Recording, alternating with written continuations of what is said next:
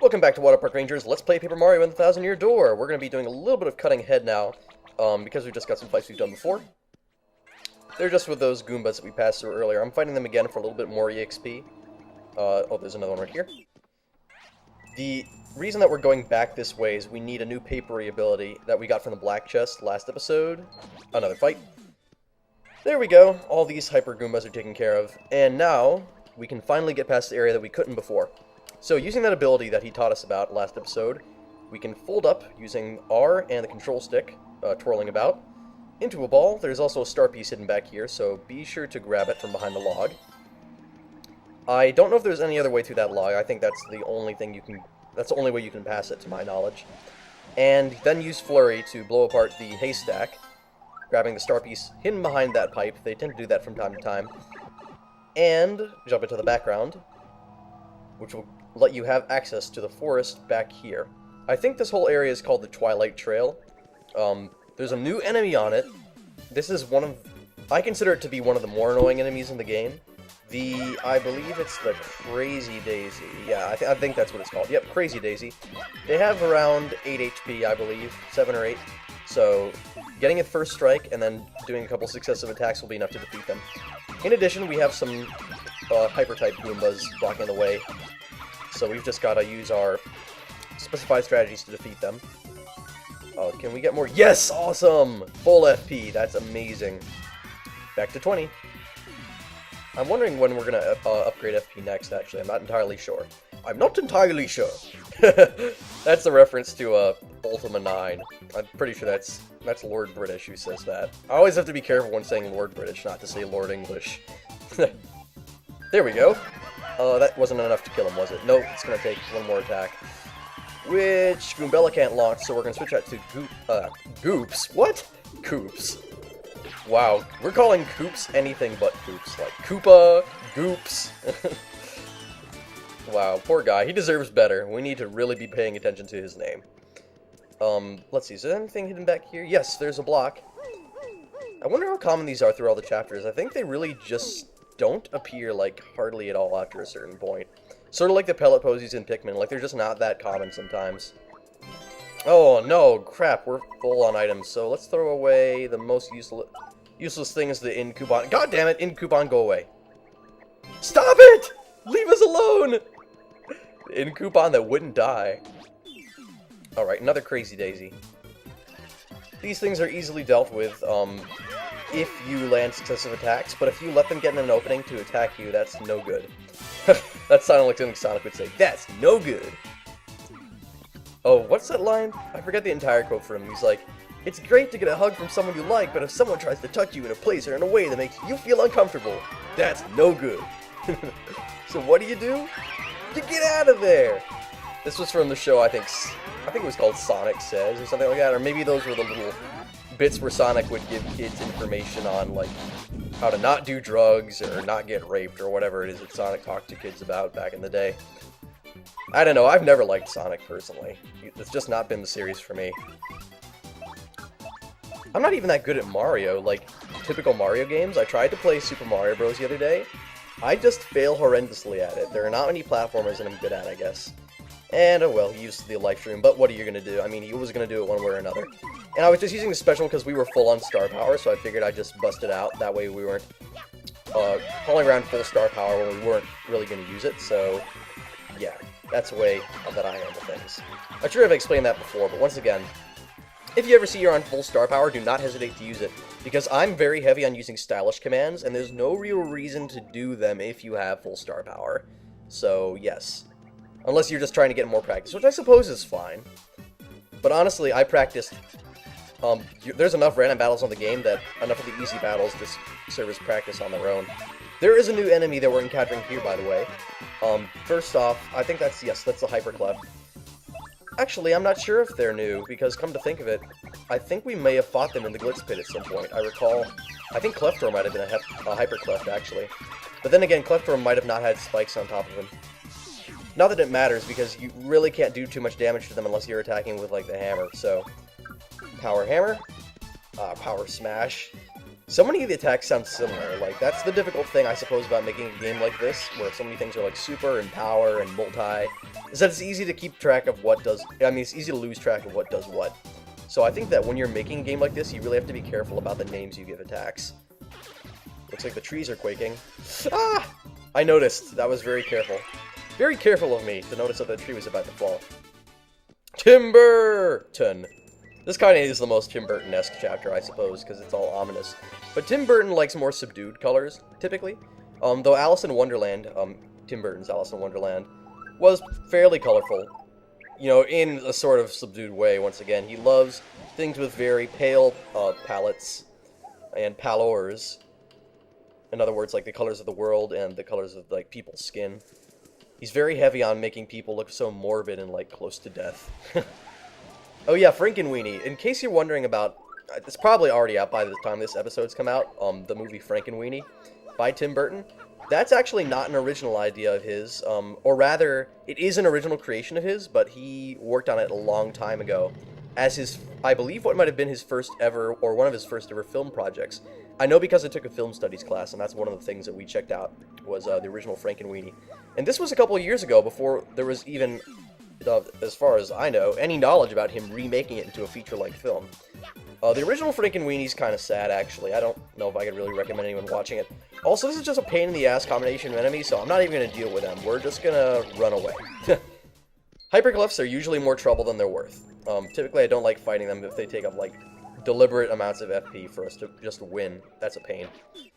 I had to fight him ultimately. I just skipped ahead to that battle, since you've seen how Hyperglyphs work, and you've seen how Crazy Daisies work. I just had to soldier on through and fight them normally. That was a kind of cool puzzle back there, though. While I was talking about Frankenweenie, I probably should have been talking about that awesome puzzle. Oh well. This is Creepy Steeple, where the monster supposedly lives. This place creeps me out. Let's get that crystal star and get out of here as fast as we possibly can, okay? I don't know, I kind of like this place. Creepy Steeple, I don't know if it's fair to call it a dungeon, because it's way shorter than, say, Hooktail Castle or Bogley Woods. But I guess considering the very small amount of places that really do seem like dungeons in this game, I would consider this place a dungeon. So yes, there's a star piece hidden behind this wall, and if you shake that chain, it'll break off from the inside. I don't think you can open it from the front. I think you have to roll underneath. There's a few routes you can take into Creepy Steeple, but this is the one I'm choosing for the first time, because if you can believe it, we're actually going to be visiting Creepy Steeple a couple times over the course of the game. So it's not just a one-time thing. There is more to this place than meets the eye. Such as this room here, which you might, if you didn't know it was here, you'd have to come back for it later. For one of the side quests, there's a star piece hidden under there, which is kind of cool. A shine sprite hidden right there, which is awesome. Some treasure chests, badass, so let's open them.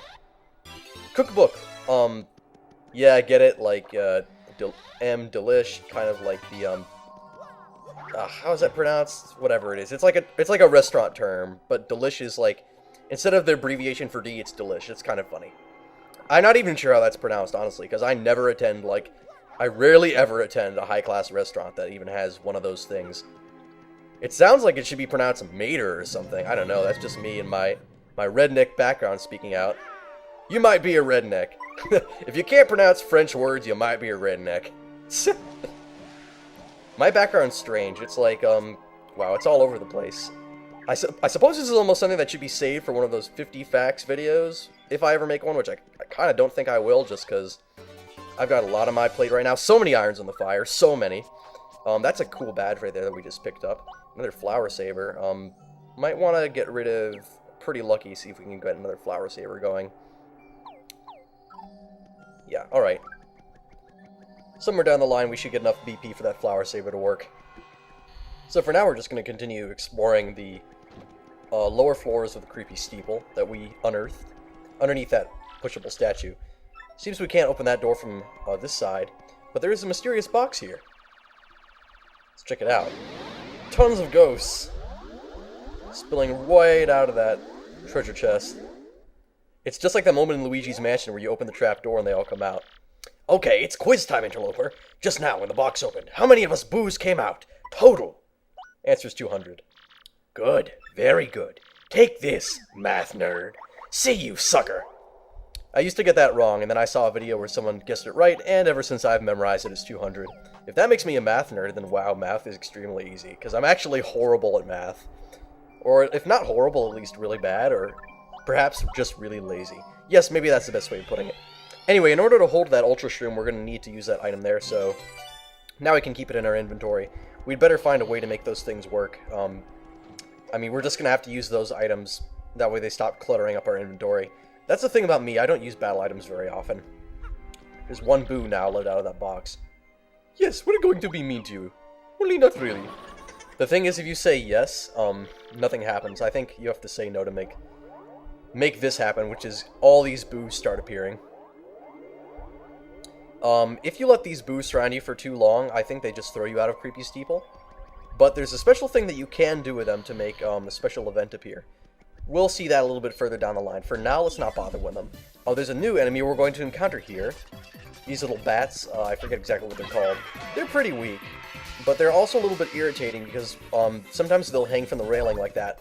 When they do that, they're very hard to hit with anything other than Flurry's attack, that body slam, because the head bonk won't be able to reach them because they're hanging from that bar.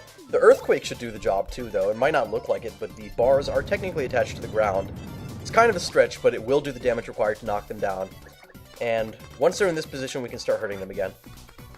So I suppose these enemies, these swoopers or whatever, aren't really that hard at all. They can suck a little bit of HP out of you, sort of like the fuzzies can. Remember, unless you have an item like Earth Tremor or anything else that can hit all enemies, don't expect to hit them on that bar with anything other than Flurry's attack. There is one other thing that I just thought about that could help us reach them, technically. We're probably not going to be fighting all the swoopers just because it's annoying to get them when they're up on the bars. It's this, the Earth Tremor. That was cool when we selected it. The gloves are pointing in opposite directions of the two different bats. Or swoopers, rather. So Earth Tremor, if it's fully charged, just like with Rock Hawk, we'll be able to hurt them. But if it's anything less, I think it'll just miss, and yeah, it won't be effective. Yeah, it only hit that one. That other one up there was unaffected. So, we're not going to be able to nail it. Do we have any other items that might work? Not from the looks of things. Let's see, yeah. Now you'll see that Flurry's attack really can work on it. Don't worry, these types of enemies don't show up very often. Like, they're quite uncommon. So you won't have to be using Flurry for them. Yeah, that's just about the full extent of Flurry's battle usefulness right there. What a piece of crap. Very horrible party member. Yeah, now let's just use our normal attacks to finish up that sweeper. And that does it for that battle. That wasn't really too bad. Like I said, we're going to be running for most bats we encounter because it's just annoying to fight with very specific methods that make you have to hurt them when they're up on that bar. It's just irritating. You may be wondering, what's this red switch do? Well, in the next room there's a staircase that leads up to 3 different doors, and if you hit the red switch down here, the staircase will move down so it's facing the lowest door. There's a similar red switch on the other side of that door over there that'll move it over to the door on the right side, so you'll see more of that next episode.